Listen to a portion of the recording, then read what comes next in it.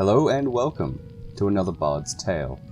Today's tale will continue on from the previous story of Tava the Bard, and will be the first Folklore Friday, which I mentioned at the end of the last tale about the Norse creation myth. But as it will be covering the Norse mythos later on, I'll be branching out with these folktales to explore much smaller and self-contained stories from cultures across the globe. So today, I'll be going through 3 Mongolian folktales. There are certainly many more tales than this, but I restricted myself to just 3 for now. The first tale is The Cat Who Pretended to Be a Llama. Long ago, a Lama, a Buddhist monk, spent his days in deep meditation. A cat lay beside him as he meditated.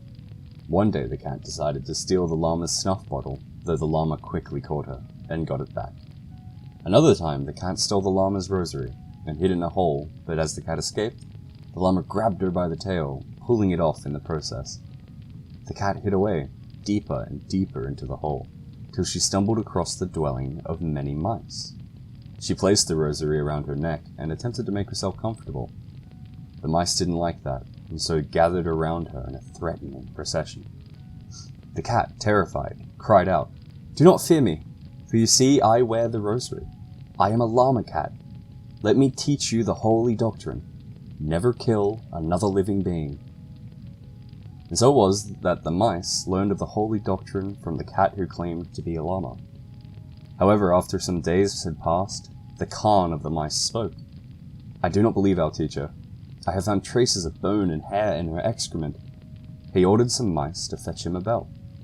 "We shall give her this bell, and after today's lesson, we will exit one after the other, and should we hear the bell, we shall turn and hurry back." That day the mice offered their teacher the bell, and she was delighted to wear something so beautiful.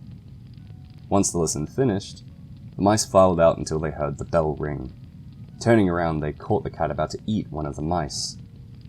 We believed the lies of the false llama, and so lost many of our brothers and sisters. The mice mournfully left that place, seeking a new home, while the cat thought remorsefully, "If only I had hidden my excrement, who would have ever caught me?" And since then, all cats hide their excrement by burying them. This tale is named The Raven and the Magpie. Long ago, there lived a raven with 3 prominent feathers on his head, which shone beautifully. They glowed with the light of the rainbow, and he had the most beautiful voice. A magpie approached the raven and said, "Let us build a nest together. We will live together in happiness and harmony." The raven haughtily replied, "I need no such nest, since I have beautiful, thick feathers." The magpie left the raven to build a nest by herself, making it out of grass. She laid eggs and was happy. The raven looked on with anger at the magpie's nest, for the nest was beautiful. "It cannot be that the magpie lives in something so beautiful. I will burn it." The raven flew away till he discovered a collection of gares surrounding a smouldering fire. The raven flew low and picked a burning stick from the camp. But as he rose once again into the sky, the stick became inflamed in the wind, and the raven caught fire. The raven fell to the ground below, and groaned mournfully as he noticed all his feathers had turned black. He tried to sing, but his voice came out jagged and sharp, unable to hold a single note, only an ugly croak. The raven went to the magpie and asked why something so terrible happened to him. "Because you meant everybody ill. You are destined to live your life this way, and go into the world like this." The final tale is called The Tale of the Khan and the Vatican. In a time long past, there lived a Khan, king of Mongolia. One day, like any other, he suddenly announced, "I will leave my throne to the man telling the lie which makes a sitting man stand up and a sleeping man wake up." News of this proclamation spread across the land. A tailor heard this and stood before the Khan. "Dear Khan, in the heavy rain the day before last, the edges of heaven itself were torn, and so I went and sewed the edges shut once more, using the tendons of a louse." This, of course, was a lie. Believing himself to have won the throne, he was dismayed when the Khan said, "Bah! You sewed it up poorly then, for it rained again all yesterday morning." The tailor left the throne room, speechless, head hung in shame. Then a herdsman stood before the Khan. "Dear Khan, my deceased father owned a whip, whose crack struck the stars from the sky." "That's nothing," the Khan replied. "My father, the Khan before me, owned a pipe whose smoke would curl about the stars and tie them all together."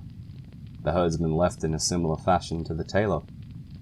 Next, a Vatican, a Mongolian itinerant monk, stood before the Khan, holding a bucket. "What do you want, Vatican?" the Khan asked. "You don't remember me," the Vatican said. "You borrowed from me a bucket of gold, and I have come to reclaim it." The Khan leapt from his seat in a rage. "And when did I borrow this gold from you? You are a liar!" The volume of the Khan's rage awoke his Khatan, the Khan's wife, who slept nearby. "You are a liar! Beat him! Hit him!" the Khan cried out, gesturing wildly. The Vatican remained calm. "If I am lying, then leave me your throne, dear Khan." The Khan was silent for a time, then said, "Wait, yes, I remember now. You are no liar. I did borrow your gold, I've just remembered." The Vatican left the throne room with a bucket of gold, confident he'd taught the careless Khan a lesson.